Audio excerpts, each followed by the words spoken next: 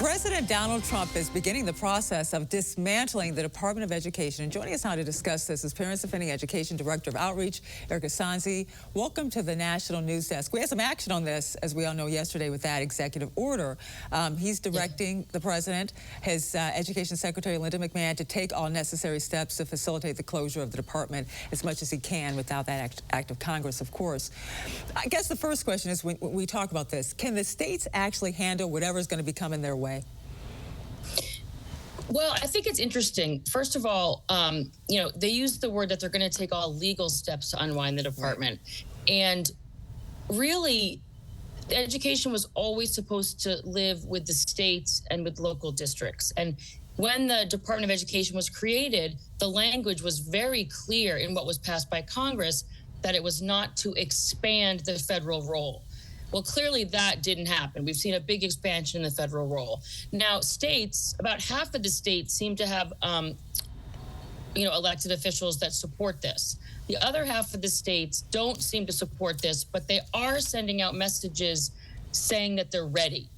The other thing I would say is enforcement will still reside with the department when it comes to things like civil rights, as well as enforcing the recent executive orders around gender ideology and DEI and Title IX. So again, they're not disappearing, and they are planning on utilizing all the authority they still have for enforcement. But yes, definitely trying to shift this responsibility and accountability and money much closer to these localities. Well, Eric, could you paint a picture for me? Because I've been a reporter for a long time, and I've covered a lot of school board meetings where they talk about curriculums, hiring superintendents, books. That all happens at the local level. So Correct. You think about the federal government up here. What is this going to look like? What are some of those duties that could go from the federal level to the state level when so many of the duties already reside at the state level? Yeah, that's a little bit of why I'm not understanding like to the average person, if the department disappeared tomorrow and so money was, it emanated from a different source, I'm pretty sure the vast majority of Americans would not even notice that the department disappeared. Of course, it becomes a big news story and it involves Trump and suddenly people's heads are exploding.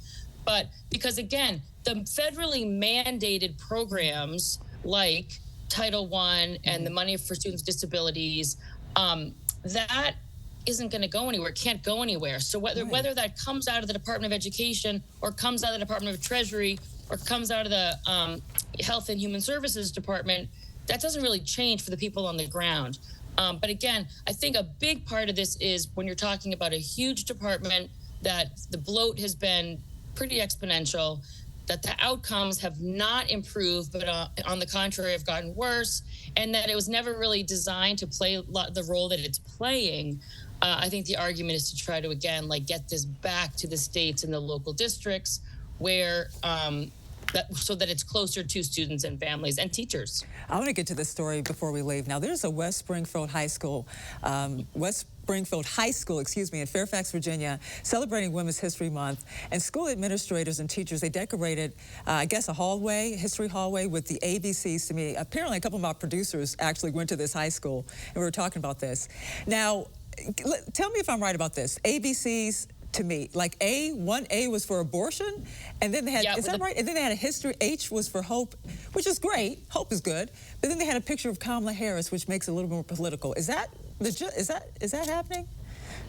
So, right, so you figure women's history, you could have found a woman who went with every letter of the alphabet, but instead they take what's a children's book, the ABCs, and they make it abortion with a picture of a coat hanger.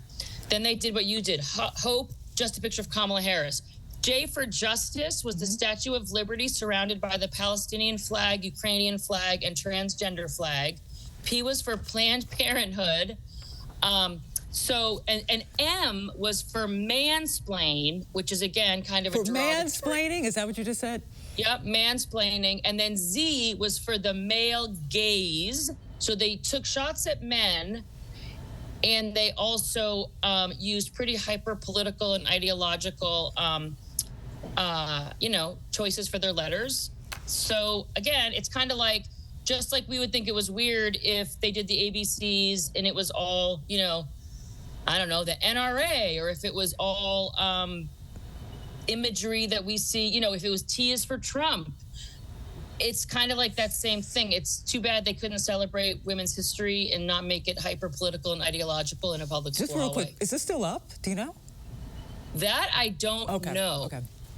That's a good question, actually. Okay, Erica Zanzi, thank you so much. Parents Defending Education. Good to see you. Thanks. Bye.